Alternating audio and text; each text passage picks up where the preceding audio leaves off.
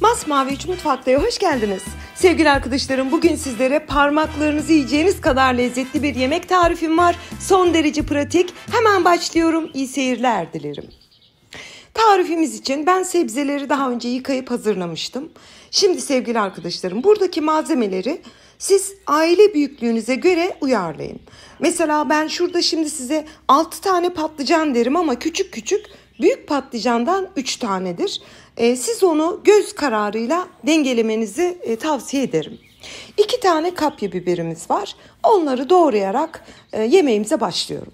Bütün malzemelerimizi küp olacak şekilde, yani küp küp olacak şekilde doğrayarak tepsimize alalım. Yani fırında pişireceğiniz tepsinize alın. 4-5 tane yeşil biberimiz vardı. Onları da doğradım. Bir tane de jalapon diye geçiyor sanırım. Acı biber. Ondan doğruyorum ama bu isteğe bağlı.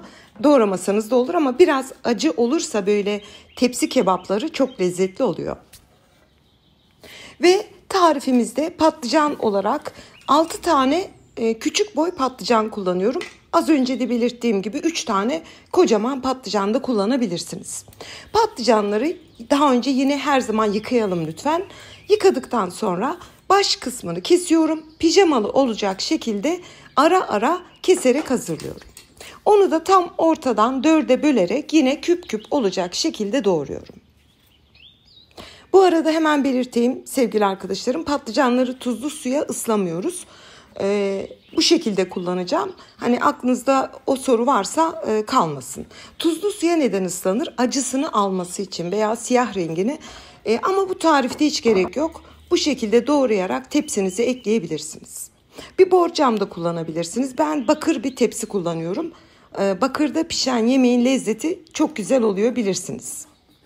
Bütün patlıcanları da aynı şekilde küp küp olacak şekilde doğrayıp hazırladım. Tarifimizde et olarak tavuk eti kullanacağım ama tavuk etinin de but kısmı, yani but pirzola olarak geçiyor. Bunu kasap böyle açıyor zaten. Ben onun yüzeyindeki derisini çıkardım. Siz bırakabilirsiniz. Daha sonra da bunu da yine küp küp olacak şekilde doğruyorum. Derisini neden çıkardım? Bilmiyorum, artık biliyorsunuz böyle çok yağlı olmasın diye, sağlıklı yağlar tüketelim diye ben derisini bu tarz yemeklerde genellikle çıkarıyorum. Tavuklarımızın gramı 700 gram tavuk but kullandım. Bu yine sizin ailenize göre, zevkinize, damak zevkinize göre 1 kilo da olur, yarım kilo da olur, hiç fark etmez. Ben yine de açıklama bölümüne aşağı yukarı malzeme listesini ekleyeceğim. Bütün tavuklarımızı da doğradıktan sonra 10 diş kadar sarımsağımız var. Bu tarifimize soğan doğramıyoruz sevgili arkadaşlarım. Sadece sarımsak doğrayacağız. Yani soğan bazı tepsi yemeklerine yakışmıyor bence. Çok sası bir lezzet veriyor. Bu tarifte sadece sarımsak kullanacağız. Doğrama işlemini bitirdik. Şimdi ocağa geçelim. Yarım su bardağı sızma zeytinyağını tavamıza alalım. 1 yemek kaşığı salça, 1,5 tatlı kaşığı tuz, 1 tatlı kaşığı acı kırmızı toz biber, 1 tatlı kaşığı da karabiberimizi ekleyelim. Güzelce kavuralım. Bu çok önemli bir işlem. Yani salçanın tane tane kavrulması lazım. Bakın şimdi böyle top top duruyor ya.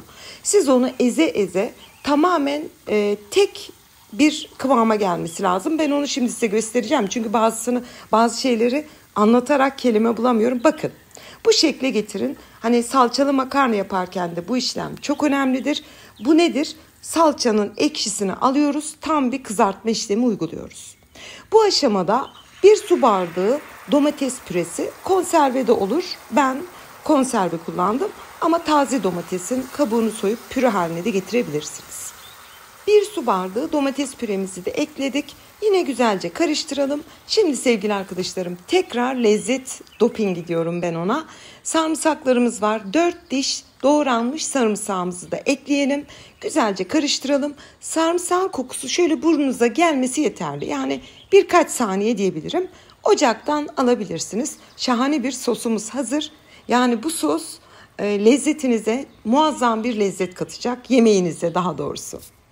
Sosumuzu hazırladık. Şimdi bunu daha önce doğrayıp hazırlamış olduğumuz sebzelerimizin üzerine dökelim. Ve güzelce karıştıralım. Şu anda çok kaynar olduğu için ben önce kaşıkla karıştırdım. Soğuduktan sonra da elinizle güzelce karıştırın. Yani her yere bu sos değmiş olsun. Aslında bu tarz kebaplarda genelde salçalı suyu eritip dökerler. O zaman yemeğinizin lezzeti olmaz. Hani bazen dersiniz ya, yemeğim lezzetli olmuyor. İşte bu tarz soteleme işlemleri, sıralama, eklediğiniz malzemeler yemeğinizin lezzetli olmasını sağlayan çok önemli püf noktaları.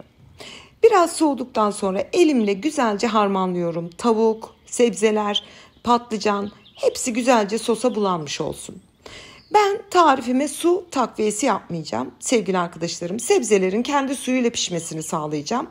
Biraz sonra size bir püf noktası daha vereceğim. Tabii artık sebzelerimizin hepsi de hormonlu olduğu için ne kadar su salacak bilmiyoruz.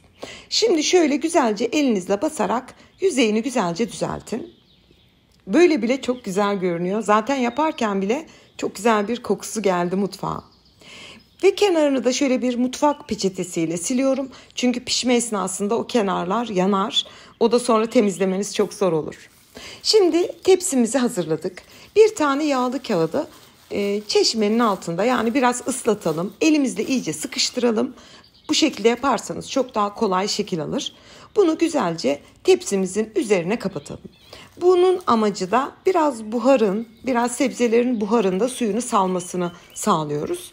Güzel bir kolaydır ama yemeğinize güzel bir etkendir. Ve yüzeyini tamamen kapattım. Yemeğimiz fırına gitmek için hazır.